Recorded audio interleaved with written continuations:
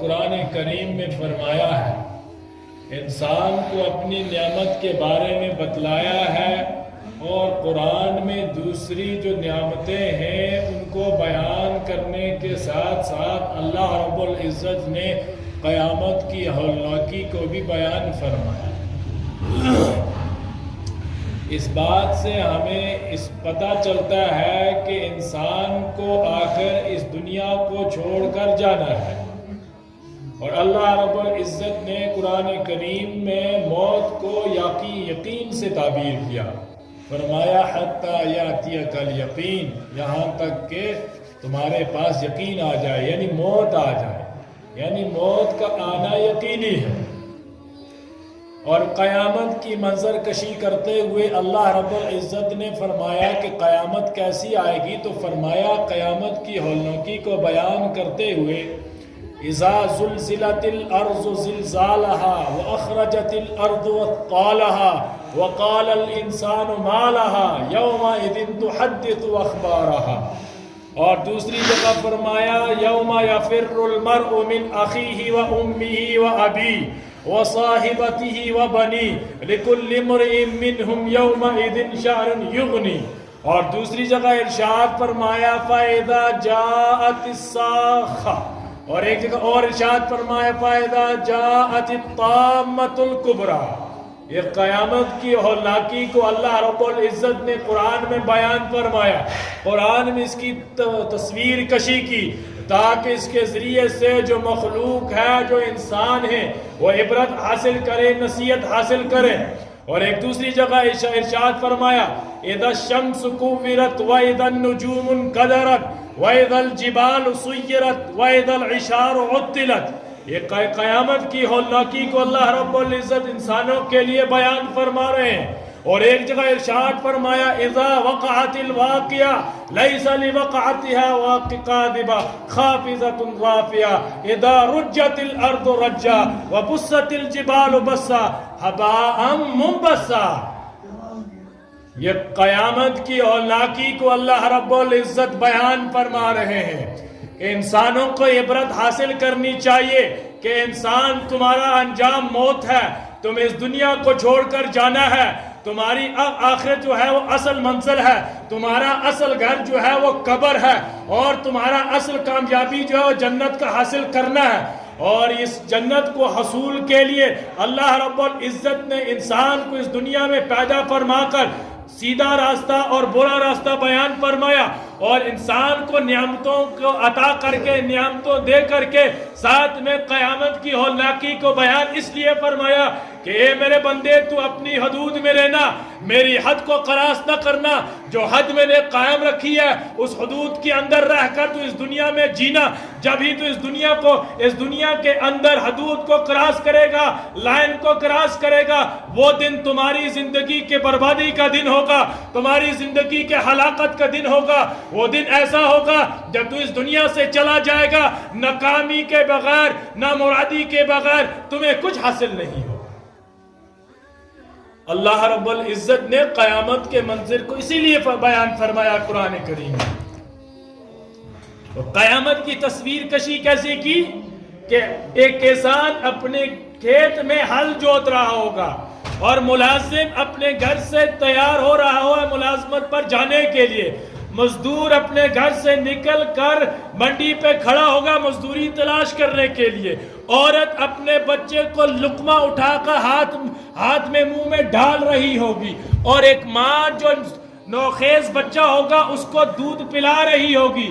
یہ منظر کشی اللہ رب العزت نے کھینچی ہے کہ یہ تمام اپنے کام میں معمور ہوں گے، اور رات جو ہے وہ چلی گئی ہوگی کل کے آنے کے لیے، اور سورج طلوع ہوا ہوگا دن کو چڑھنے کے لیے، لیکن تمام لوگ اس سے بے خبر ہوں گے کہ اچانک اذا زلزلت الارض زلزالہ کی آواز آئے گی، اچانک ایک آواز آئے گی، اور آواز آتے ہی زمین ہلے گی، حضرت اسرافیل علیہ السلام سور پھونک دیں گے۔ یہ تمام منظر کشی اللہ رب العزت نے قرآن میں فرمائی ہے کہ تمام لوگ اپنی یہی جمعے کا دن ہوگا، اسی طرح جمعے کا دن ہوگا، جمعے کے دن ہی قیامت آنی ہے۔ تمام لوگ اپنے کاموں میں مشغول ہو رہے ہیں، غریب لوگ اٹھ کر تو اپنی مزدوری پہ جا چکے ہوں گے، لیکن جو پیسے والے مالدار ہوں گے وہ 10 بجے اٹھیں گے، ناشتہ کریں گے، پھر جائیں گے اپنے کاموں پر۔ لیکن اسی پس و پیش میں لوگ ہوں گے کہ اللہ کا حکم ہوگا، اسرافیل علیہ السلام کو سور پھونک دیا جائے گا، قیامت برپا ہو جائے گی۔ یعنی تمام لوگ اپنے کام کو نکل رہے ہوں گے، لیکن اللہ کا حکم آ جائے گا، تمام دنیا کو غرق کر دیا جائے گا، تمام دنیا کو ختم کر دیا جائے گا، پہاڑوں کو ریزہ ریز کر دیا جائے گا، چٹیل میدان بن جائے گا، تمام دنیا مخلوق مر جائے گی، جتنی بھی مخلوق ہے۔ 8 فرشتے آسمانی بچیں گے صرف۔ اللہ رب العزت اسرائیل علیہ السلام سے پوچھیں گے کون بچا؟ اسرائیل علیہ السلام فرمائیں گے یہ اللہ تمام دنیا کو موت دے دی گئی ہے، صرف تمہارے عرش کے نیچے ہم بچے ہوئے ہیں، میں ہوں، اسرافیل ہے، جبرائیل ہے، میکائیل ہے۔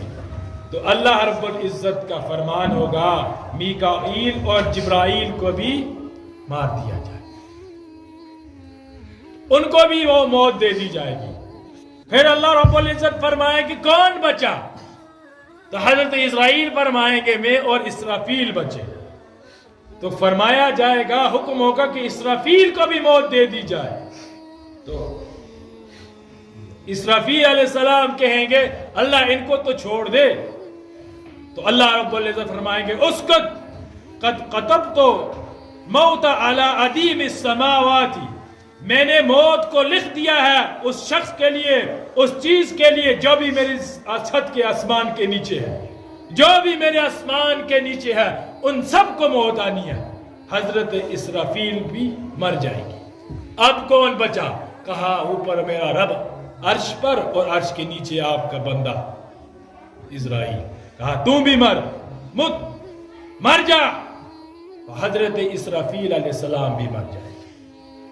یہ اللہ کا قانون ہے، اللہ کا یہ قاعدہ ہے کہ اس دنیا میں جو عرش کے نیچے جو بھی ہے ان سب کو موت آنی ہے، ان سب کو موت آنی ہے، کوئی باقی نہیں رہے گا۔ وَيَبْقَى وَجْهُ رَبِّكَ ذُو الْجَلَالِ وَالْإِكْرَامِ، صرف تمہارا رب ہی باقی رہے گا، باقی سب کو موت آنی ہے، مرنا ہے۔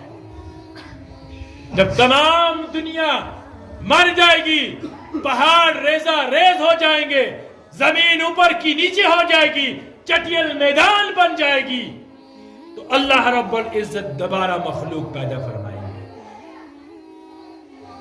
دوبارہ قبروں سے اٹھیں گے تمام مخلوق، سب قبروں سے اٹھیں گے ننگے، ایسے اٹھیں گے جیسے گھاس کیا پیدا ہوتا ہے، ایسے اٹھیں گے،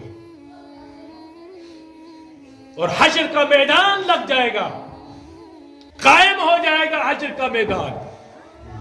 جس نے جو عمل بھی کیا ہوگا، جو بھی عمل ہوگا، من یعمل مثقال ذرۃ خیرا یرہ، جس نے بھی ذرا بھی خیر کی ہوگی رائی کے دانے میں برابر، خیرا یرہ، وہ اس کو دیکھ لے گا۔ ومن یعمل مثقال ذرۃ شرا یرہ، جس نے ذرہ برابر بھی برائی کی ہوگی اس کو بھی وہ اپنے نام اعمال میں دیکھ لے گا۔ یہ اللہ کا قاعدہ ہے، یہ اللہ کا قانون ہے کہ اس دنیا کو چھوڑ کر جانا ہے، یہ دنیا فانی ہے۔ پھر ایک جگہ اور ہے لاکی کا منظر اللہ رب العزت نے بیان فرمایا، هل اتاک حدیث الغاشیہ وجوہ یومئذ خاشیہ عاملۃ ناصبہ تصلی نارا حامیہ۔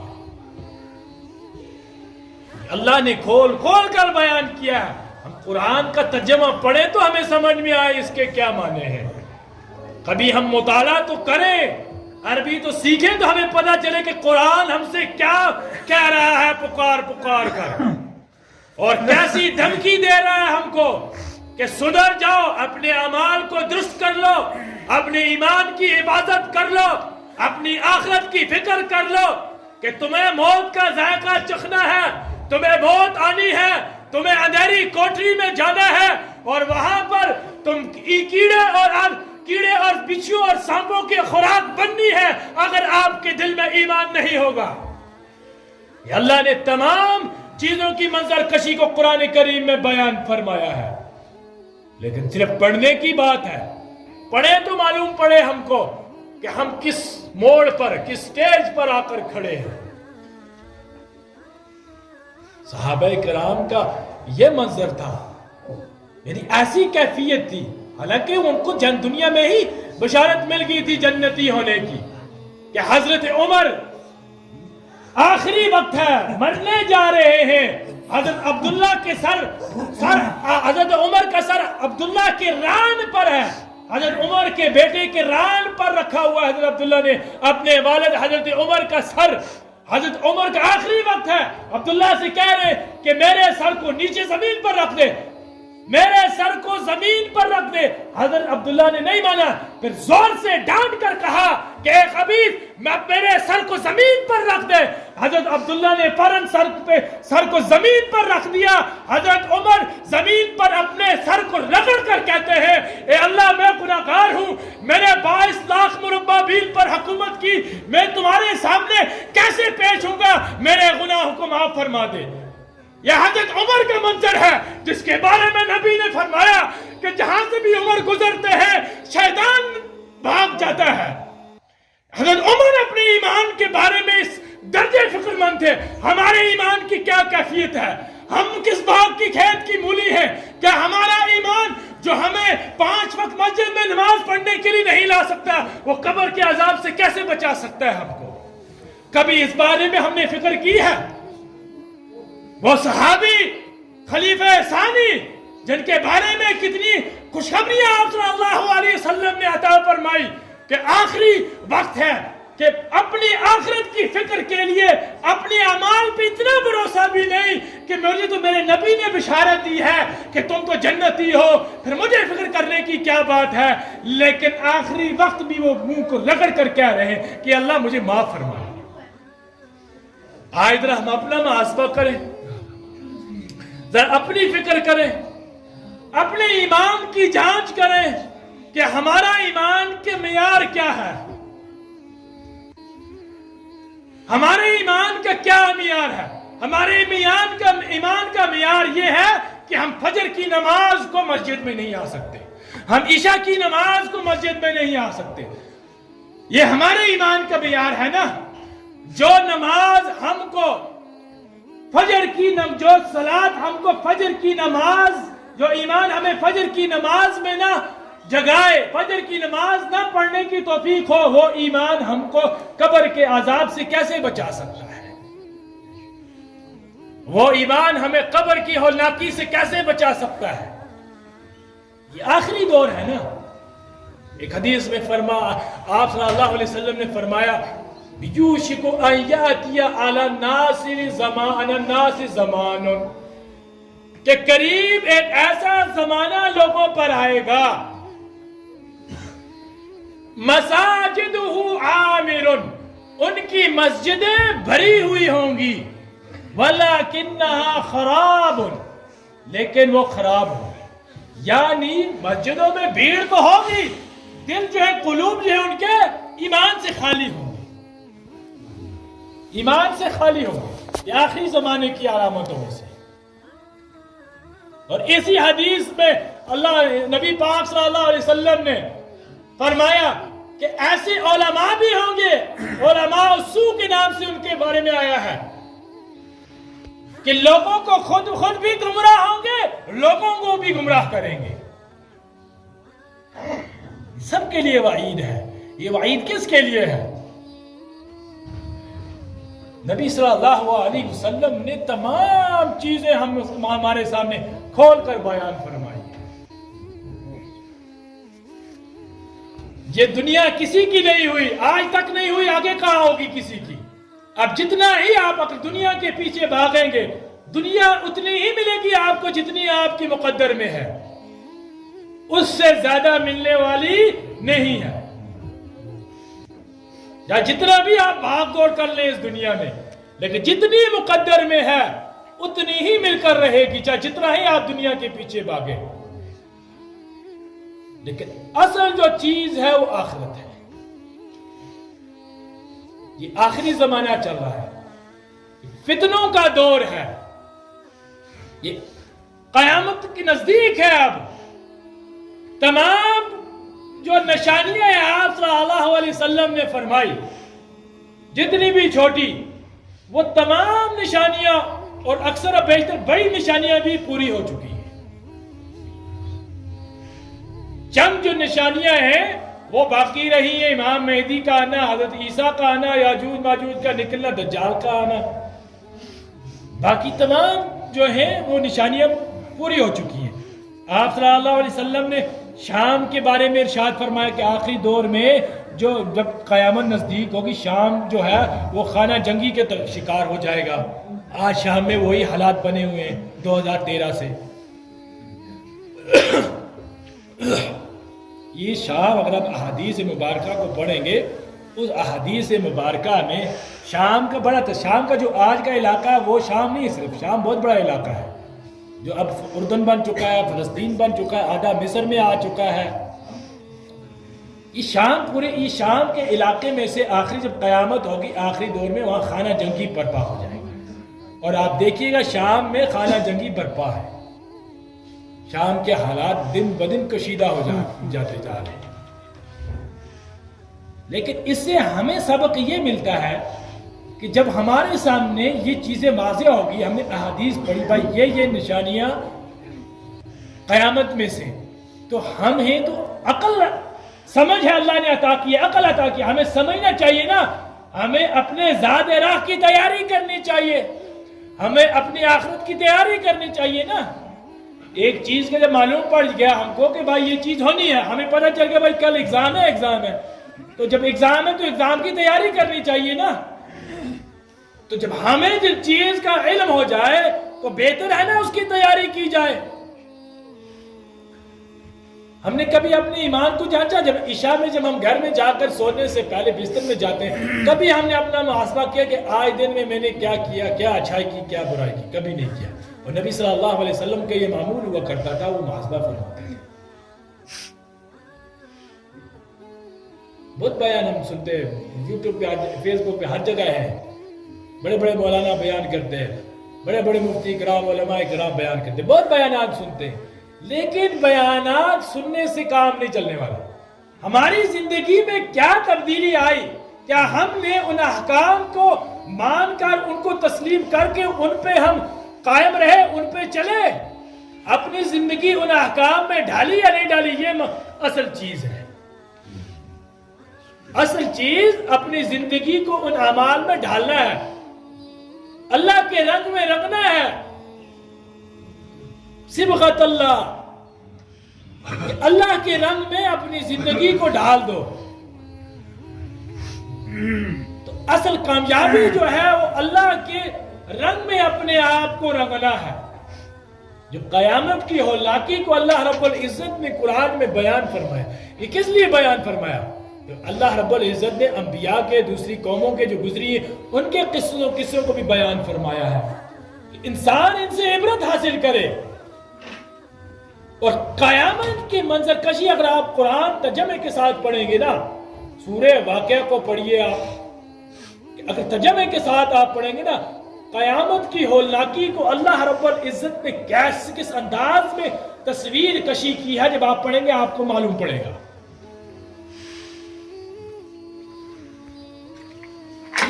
अल्लाह का जितना भी शुक्र अदा करे बहुत कम है, बहुत कम है जितना भी उसका शुक्र अदा किया जाए।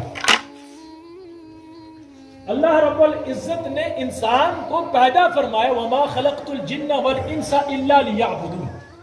ये कुरान की वाज़ेह आयत है। अल्लाह रब्बुल इज्जत फरमाते हैं कि मैंने इंसान को पैदा किया अपनी इबादत के लिए, इंसान और जिन को।